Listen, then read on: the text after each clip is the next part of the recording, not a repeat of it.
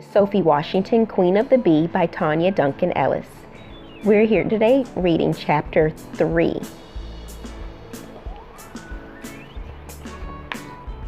Chapter 3, Mr. Know-It-All. My stomach is in knots the entire drive to school Monday morning. Rain pours down in buckets and the gray sky matches my mood. Today is the day I have to sign up for the spelling bee. Cole looks out the window or thumbs through his Video Ranger's handbook, which gives detailed information about all the Video Ranger's characters. Last night I forgave him for telling Mom and Dad about the spelling bee after he'd let me eat the last chocolate chip cookie left in the jar and promised to make my bed for the rest of the week. I shift uncomfortably in my seat. My uniform shirt feels even scratchier than usual. Most of the other kids on our block go to the neighborhood school, but Mom drives us to Xavier Academy, a private school across town. Ever since kindergarten, I've been begging to switch to the school in our subdivision so we can ride on a yellow school bus and wear regular clothes to school instead of uniforms like most normal people. But Mom isn't having it. Xavier offers the best elementary and middle school education in this area, and you'll appreciate it when you're older, she says. So it looks like we're stuck with navy pants and skirts, polo shirts and Oxfords, and loads of homework every night, at least until high school. As she cruises into the carpool lane, Mom turns to Cole and me with a smile.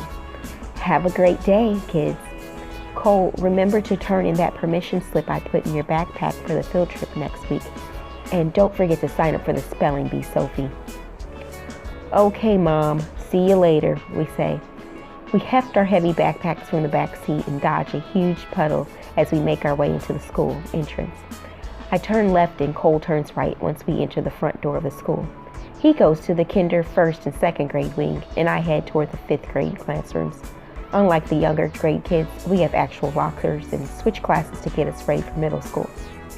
My best friend Chloe Hopkins runs toward me as I near Mrs. Green's room. Hey, Sophie! How was your weekend?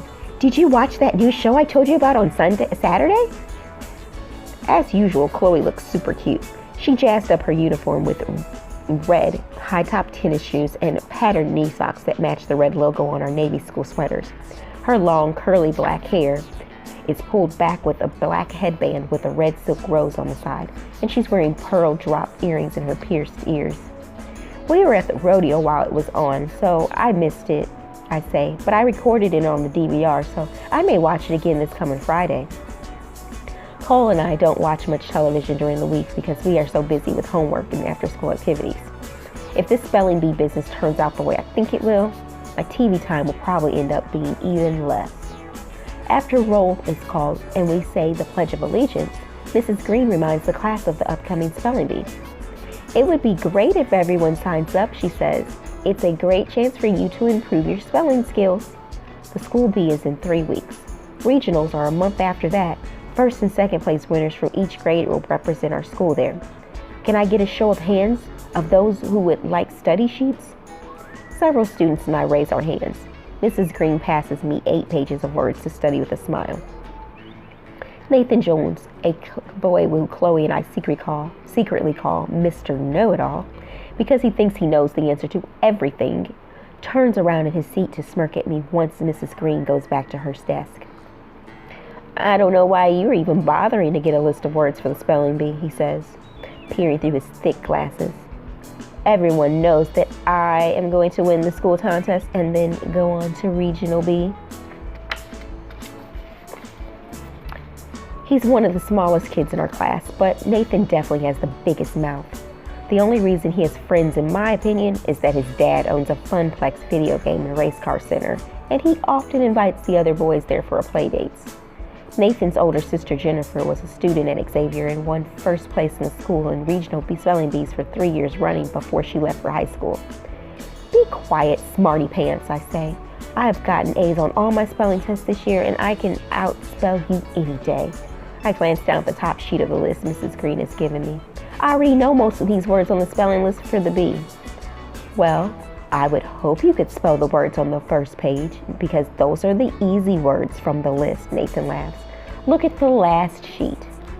I flip through the stack of papers on my desk and see that they are ranked as easy, average, and difficult. I can't pronounce most of the words I see on the difficult sheet, but I look up at my competitor with a smile. It won't take me long to study these and learn them all, I boast, wanting to slap the smirk off Nathan's face. I'm going to learn those words and the words from the 6th grade list in case they get through all the other words at the regional. There's no way anyone will be able to beat me, Nathan brags. Nathan isn't the best at sports because he's so short, but ever since the 1st grade, he's been seen as one of the best students in class, and he is always ready for the competition. Nathan, could you please turn around in your seat and get ready for our language review? Says Mrs. Green. He faces the front of the room, and I am finally free of the smart aleck. When the bell rings to change classes, I head out of the room without a glance at Nathan and rush to my locker. As Cole's coach says during his basketball games, it's time to go hard or go home. There is no way I can let that know-it-all do better than me in the spelling bee. I will have to start studying tonight. Thank you for listening to Sophie Washington, Queen of the Bee by Tonya Duncan Ellis. This is Chapter 3. Please subscribe, and again, thanks for watching. See you next time.